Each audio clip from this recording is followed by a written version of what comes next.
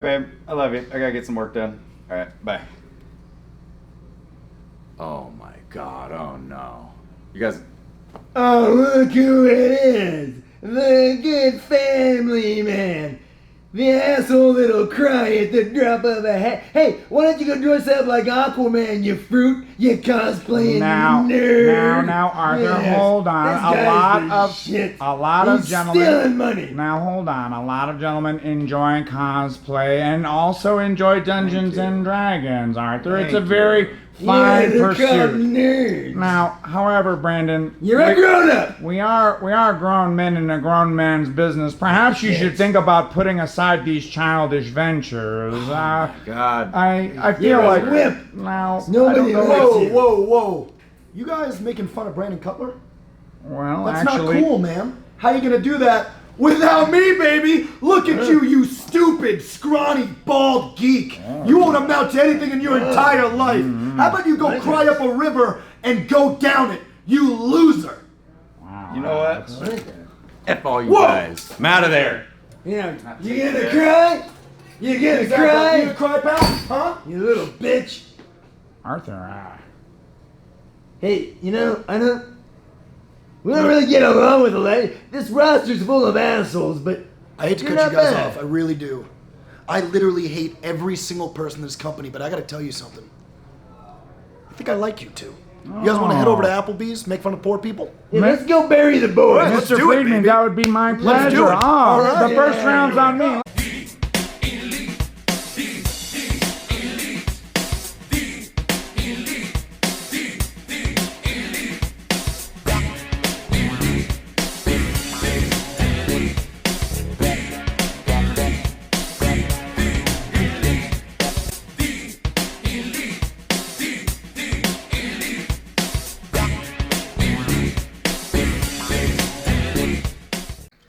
So we are a week out from All Out, where we had the Escalera de la Muerte match, and I'm still feeling the effects of the ladder match. You, because you're 4 years older than me, you said, wait till you hit your 30s, Nick. You'll start to feel more sore after matches, and It's rough. well, I just hit 30 and I still haven't recovered. I used to, probably early in my 20s, you'd probably agree with me. It was like 24 hours after a match, feel fine. Yeah, Especially after like a crazy type of match, like a ladder match. Right. Or 48 hours, but now it's like, geez, Oh, it's weeks. It You hurts. still got to ice. We're going to try to train after this. So Yeah. we're trying to ice down and get loose and feel better. Would you say that was the most terrified you've ever seen a locker room at when you came to the back after a match? Yeah, it was almost as if we know they're hurt, Yeah. so let's be quiet. You know what I mean? Let them have a moment. Yeah, it was like a hushed silence. It was weird. Rick Knox was our one of the referees, one of the great referees that night, and he came up to us after every big fall or bump, and you guys are nuts. Are you okay? Like, he gave me a big hug afterward, and he's like, I love you so much, and he was like crying. But Dana watched from ringside, and she said, never put me through that again. She said she's been watching my matches since, she literally, I was a backyard wrestler, and she said that was the worst thing you'd ever put me through. And I know mom was sick for 2 days after My the wife match. was like, she texted me, she said, you better call your mom right away. She's scared to death. Yeah. Jerry Lynn called me yesterday. Yeah, I same told here. you. No, he called me you too, too, yeah. just to check in. He said, don't do that again. Well, he asked me, he's all, how you feeling? I go, pretty good. And he's all, pretty good. You should be 5 feet under the ground. He's all, don't do that ever again to me. I think we've learned our lesson. I think the lesson is that was probably our last Escalera de la Muerte match, huh? Yeah. Anyway, the next thing on the agenda is the tag team tournament, and We got to get ready somehow. Let's go. Good thing we have about a month off. yep, let's start training for it. Well, this time we're laughing for real. So it's going to be better. How's that book? It's great book. Hey guys. Hey, let's clean this eating up a little bit here. Let's get those forks on the left. Let's get those knives on the right. Let's get those napkins in your lap. Come on, guys. Let's go. Let's clean it up. Come on. Come on. 1, 2, 3. All right. Carry on. Thank you.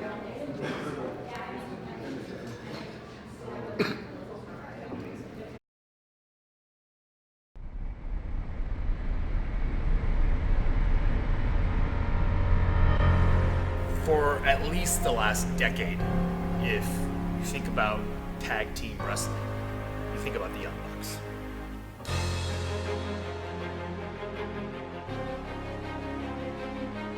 When AEW started, we said our main objective was to have the best tag team division in the world, and this tournament's going to prove it.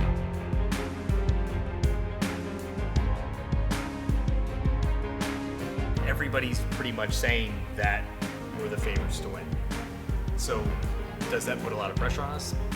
Yeah, absolutely. But at the same time, I feel like we are the favorites. Yeah, we are, of course. We're an actual tag team that has been doing this for so long, we haven't ever split. That's very rare.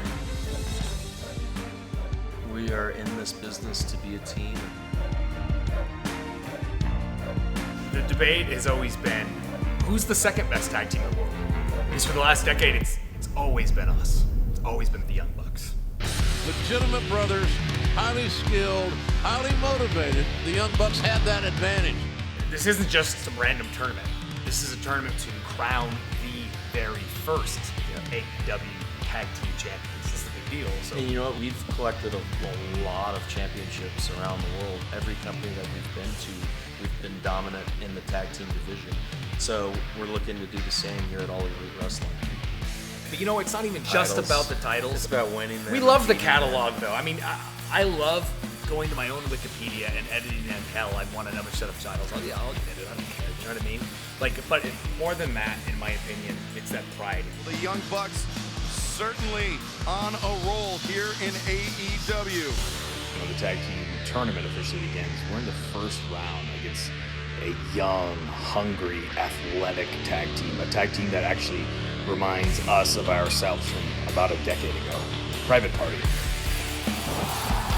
Here's the thing, we talk about this all the time. We've been doing this for a decade, and we've been the best team forever. And then a new team kind of comes along and has a couple of good matches, and they build this catalog, and it's like, no, those guys are now the best tag team in the world.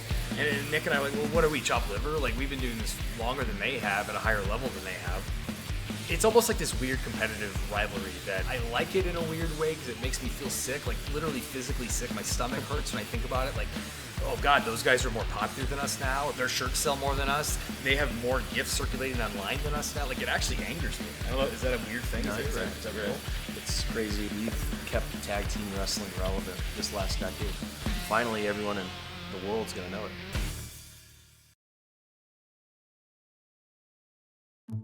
Hey everybody, good old JR here. Welcome to my backyard here in Norman, Oklahoma, home of the Sooners. I'm going to suspend my grilling for a few minutes because I've got major news for all of you, and it concerns AEW coming live to Nashville, Tennessee. Municipal Auditorium, what a famous arena for pro wrestling. It's going to be on Wednesday night, live on TNT, November the 13th. Now the key information for us to remember here together is tickets are going to sell this Friday the 13th at AEWTix.com. My question is, other than, hey, look at my grilling mitt. Always marketing. Grilling JR. My show, you should listen. Nashville. 30 years ago, about this time, I called the final match of the trilogy in 1989 between Ric Flair and Ricky the Dragon Steamboat. Steamboat defending the NWA title against the Nature Boy. The Nature Boy wins the match, the classic, and then the infamous incident involving Terry Funk and Ric Flair occurred that some folks still talk about. And it was a compelling night. So 30 years ago, back to the scene of the crime. Hey, the Oak Ridge Boys were there. I'll invite the Oak Ridge Boys back. Come on, guys, I got a seat for you. And it was a great night. I'll probably get some Hattie B's hot chicken. Go down to downtown and maybe the Tootsie's, have a cold one, and listen to country music while I'm there. I love Nashville. We love you guys. AEW, first time, little history-making event for you. Municipal Auditorium, live on TNT. What's the status of the AEW title? We'll find out there and more. So get your tickets that are on sale this Friday at AEWTix.com. We'll see you all there. BTA Mailbag, where the cast might just answer all your questions. BTA Mailbag. First, it's that first one. Yeah, after All Out, and everyone's. I know what you're thinking. You know, you're thinking, how must you feel losing the big one, huh? And how you gonna beat Moxley now if you lose to Pac just like that? Well, you think I care? Because listen, I just right now I love the people. Yeah, it's the cheers that get me through it, brother. It's the cheers that get me through it. And I'm always gonna look up to the high heavens, and I'm gonna ask everyone for them cheers as you rain down on me. And I love you people. I'm the one. I love you people. Look what you've done to me, John. Can't use that. Ooh, that's pretty rough. Yeah, I can't put that on. Come on though. I can't. You know how hard it is to get a Kenny bit these days. You got to try to. The fans are just gonna think he's nuts. Can you fix it in post or something? Like, he's done crazy ones like this before. I'm tired of covering up for him. I know. It's like, what's going on? Just ever one more since time. the Moxley injury, it's like he's not himself. Just everyone's acted so weird. It's like Hangman's just ever since he lost the title match. Has he answered your text? No, he's no selling. All right. Kenny's being weird. Like, listen, come on, we lost our match. We're not acting weird. Like what? Listen, Hangman and Kenny are very competitive guys. Okay, they take it harder than most guys. They're fine.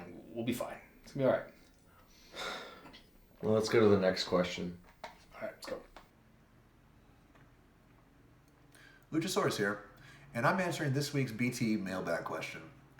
And the one I picked was one that's posed to me a lot. Am I friends with Barney the dinosaur? No. And I'll tell you why. You see, my species has been marginalized throughout most of Western history. And it wasn't until the 90s when Jurassic Park finally cast real dinosaurs to play dinosaurs in a major motion picture.